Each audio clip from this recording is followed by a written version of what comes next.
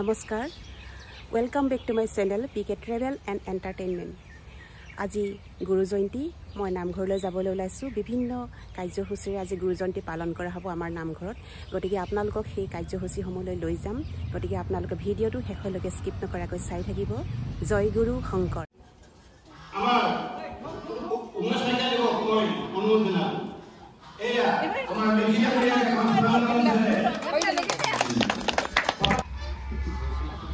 পাঁচশ ৭৫তম গুৰু জয়ন্তী পংকা গাঁৱত উদযাপন কৰিবলৈ লোৱা আজিৰ প্ৰথম কাৰ্যসূচী পতাকা উত্তোলন, আৰু এই পতাকা উত্তোলন কৰিবলৈ দায়িত্ব অৰ্পণ কৰা হয় গাঁৱৰ মেধি শ্ৰীযুত দীপু শইকীয়াদেৱক।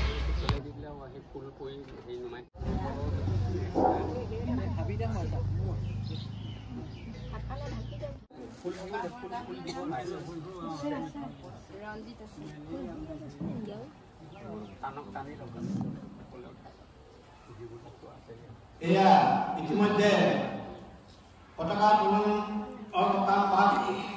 কৰিবৰ কাৰণে আগবঢ়া আমাৰ মাননীয় মেধি ডাঙৰীয়াই ইতিমধ্যে ফ্লেগ হষ্টিং কৰিবলৈ আগবাঢ়িছে আৰু ফ্লেগ হষ্টিং কৰিছে।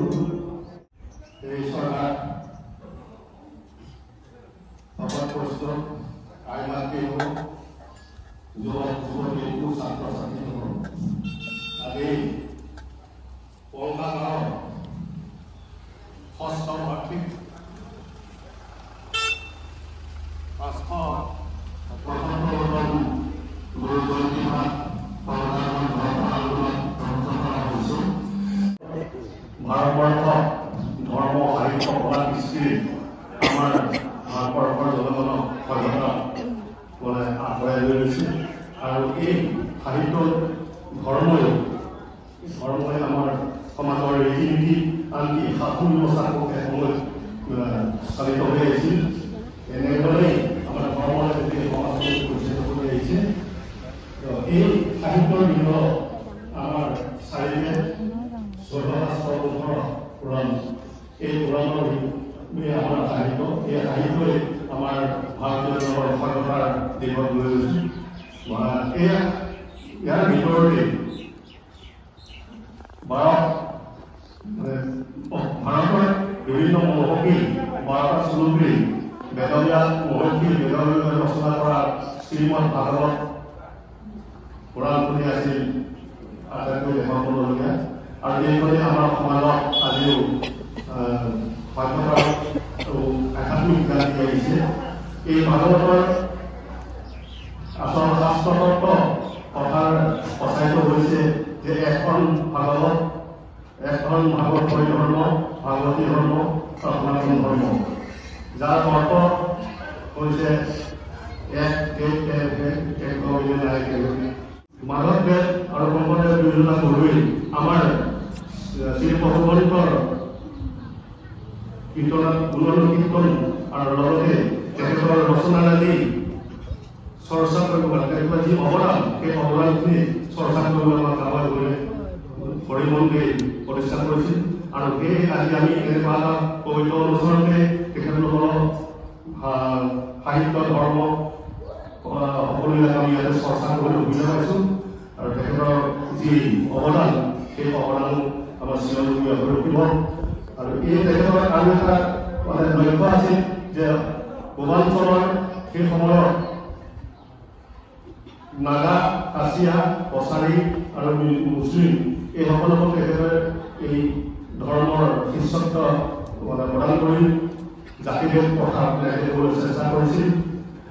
গতিকে আমি তেখেতৰ আলোহিত হৈ আমাৰ ভৱিষ্যত যাতে আমি আমাৰ কৰ্মত আগবাঢ়ি লৈ যাব পাৰোঁ, আমাৰ যি সভ্যতাৰ যি জ্ঞান এই জ্ঞানক আমি আগুৱাই লৈ যাব পাৰোঁ তাৰে কামনা কৰি মই এই প্ৰাৰ্থনাৰে মোৰ বক্তব্য সামৰি লৈছোঁ।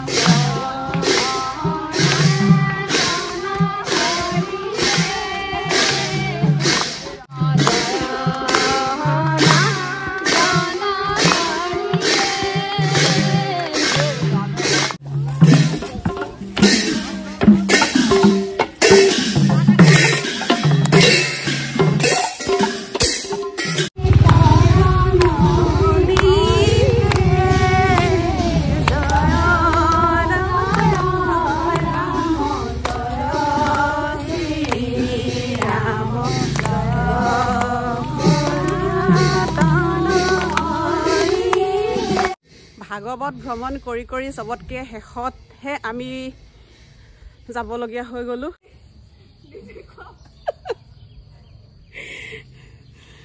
খালি ভৰিৰে খোজকঢ়া অভ্যাস নাই, প্ৰায় 1 কিলোমিটাৰ খোজকাঢ়িবলগীয়া হৈছে খালি ভৰিৰে।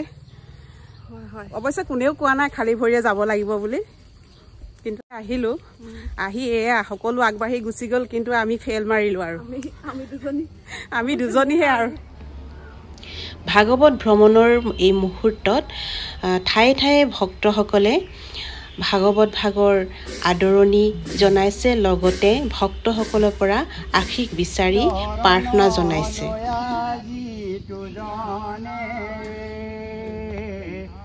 হৰিৰ চৰিত্ৰ শ্ৰৱণ কীৰ্তন কৰে হৰি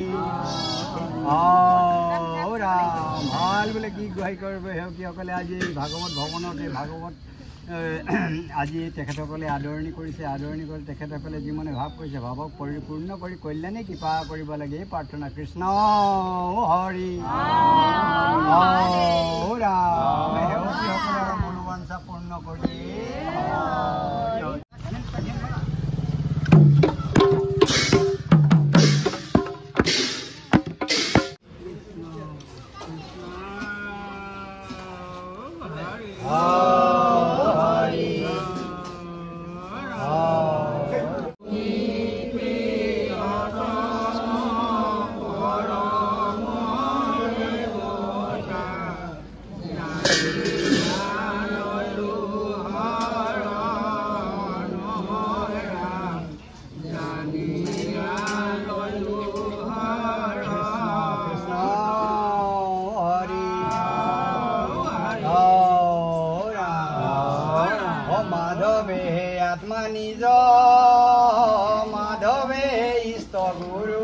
মাধৱে দেৱতা পৰম পৰম ঈশ্বৰ স্বামী জানি মাধৱ কভজা মনুষ্যৰ ইহে শ্ৰেষ্ঠ ধৰ্ম ৰাম মনুষ্যৰ ইহে শ্ৰেষ্ঠ ধৰ্ম।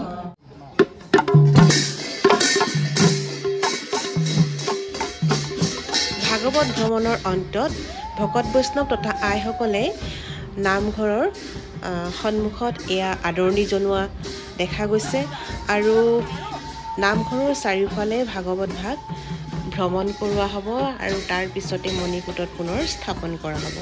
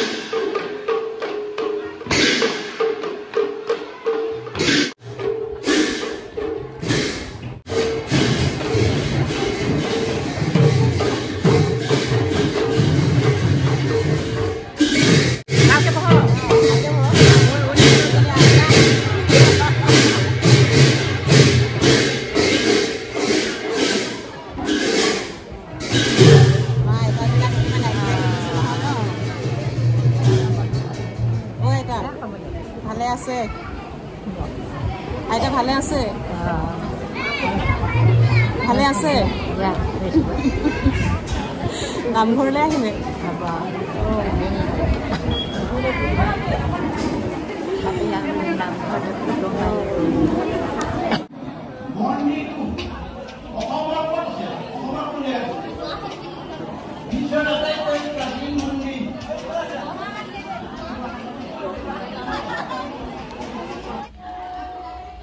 প্ৰসাদ বিতৰণৰ লগতে মুকলি কুইজ ভাগ চলি আছে আৰু ইয়াতে ক শাখা আৰু খ শাখা দুইটা শাখাতে খুব সুন্দৰভাৱে মুকলি কুইজ প্ৰতিযোগিতা চলি থকা দেখা গৈছে আৰু লগতে ভোগৰ ব্যৱস্থা ভকত বৈষ্ণৱসকলৰ বাবে আৰু কোমল চাউল আদিৰ ব্যৱস্থাও কৰা হৈছে।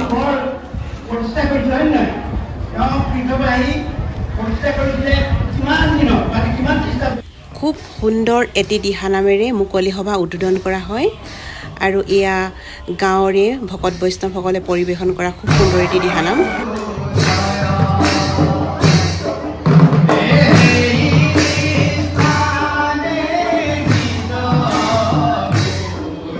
বিশিষ্ট অতিথিদ্বয় শ্ৰীযুত বাণী ফুকনদেৱ আৰু শ্ৰীযুতা সৰপ্ৰভা ঠেঙাল বাইদেউৰ বহুমূলীয়া ভাষণে সভা যথেষ্ট শুৱনি কৰি তোলে।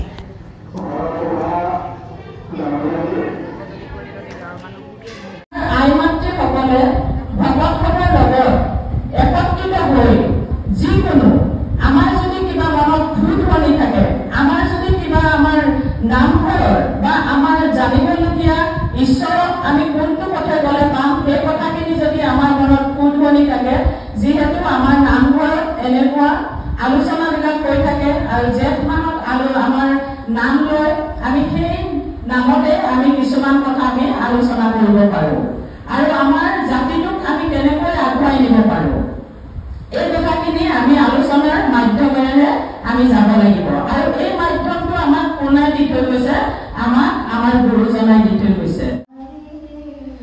আৰু আইসকলৰ অনুৰোধ ক্ৰমে মুকলি সভাতে ময়ো এটি বৰগীত জনাই নজনাই গাবলৈ চেষ্টা কৰিলোঁ, গতিকে ভুল হ'লে ক্ষমা কৰিব।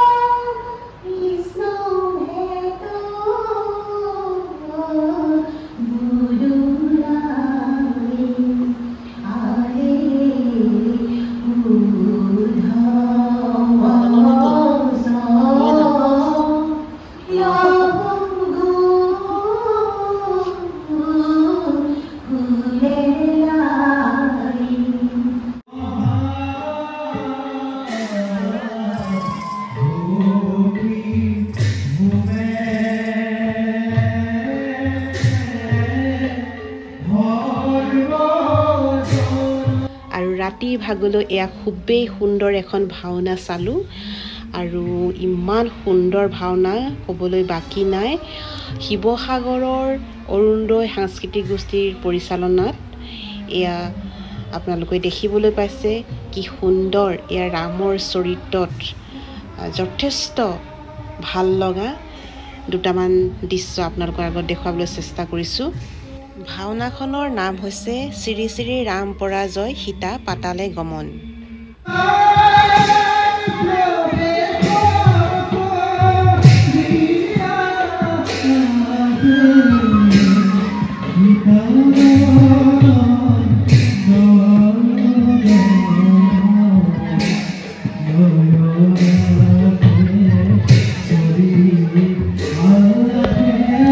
পংকা গাঁৱত উদযাপন কৰা 575তম গুৰু জয়ন্তীৰ আজি ভিডিঅ'টো আছিল ইমানেই। ভিডিঅ'টো চাই যদি ভাল পালে তেনেহ'লে এটা লাইক কৰিব, শ্বেয়াৰ কৰিব আৰু ছাবস্ক্ৰাইব কৰি দিব। জয় গুৰু শংকৰ, নমস্কাৰ।